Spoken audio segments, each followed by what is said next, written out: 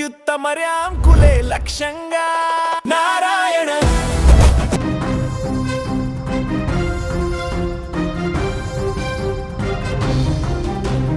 గత కొంతకాలంగా దేశవ్యాప్తంగా చర్చనీయాంశంగా మారిన తమిళనాడు సీఎం విజయ్ సంగీత విడాకుల కేసులో ఇప్పుడు ఊహించని మలుపు చోటు చేసుకుంది. విజయ్ భార్య సంగీత విడాకుల పిటిషన్ను ఉపసంహరించుకోవడంతో ఈ కేసుకి ఇప్పుడు తెరపడింది. ఈ పరిణామం విజయ్ అభిమానుల్లోనే కాదు తమిళ రాజకీయ వర్గాలలో కూడా ఇప్పుడు హాట్ టాపిక్గా మారింది. విజయ్ సంగీత 1999 ఆగస్టు 25న వివాహం చేసుకున్నారు. ఈ దంపతులకు 2 పిల్లలు ఉన్నారు. దాదాపు 2.5 దశాబ్దాలుగా కలిసి జీవిస్తున్నటువంటి ఈ జంట గురించి గత కొన్నేళ్లుగా సోషల్ మీడియాలో రకరకాల ప్రచారం జరిగింది. అయితే వాటిపైన ఇద్దరు ఎప్పుడు కూడా స్పందించలేదు.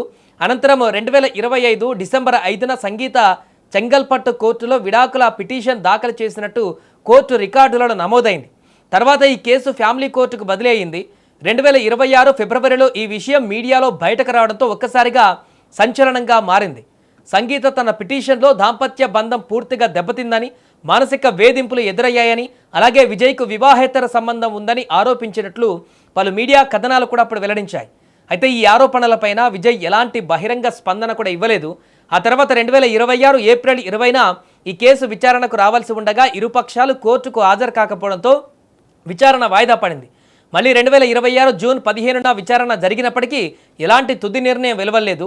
కేసును ఆగస్టు 7కు వాయిదా వేశారు. ఈలోగా సోషల్ మీడియాలో సీఎం విజయ్ సంగీత మళ్ళీ కలుసుకుంటున్నారంటూ అనేక ప్రచారాలు జరిగాయి.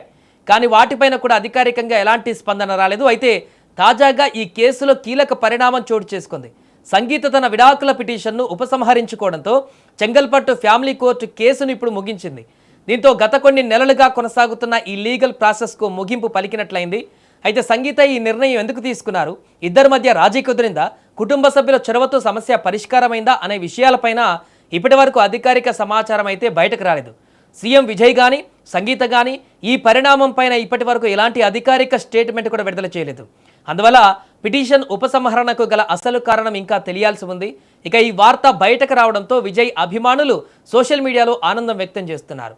చాలామంది దీనిని వారి కుటుంబ జీవితంలో సానుకూల పరిణామంగా అభివర్ణిస్తున్నారు. మరోవైపు విజయ్ ప్రస్తుతం తమిళనాడు ముఖ్యమంత్రిగా ప్రభుత్వ బాధ్యతలు నిర్వహిస్తూ బిజీగా ఉన్నారు. ఈ నేపథ్యంలో ఆయన వ్యక్తిగత జీవితానికి సంబంధించిన ఈ కేసు ముగియడం రాజకీయంగానూ సినీ వర్గాలలోనూ చర్చకు దారితీసింది.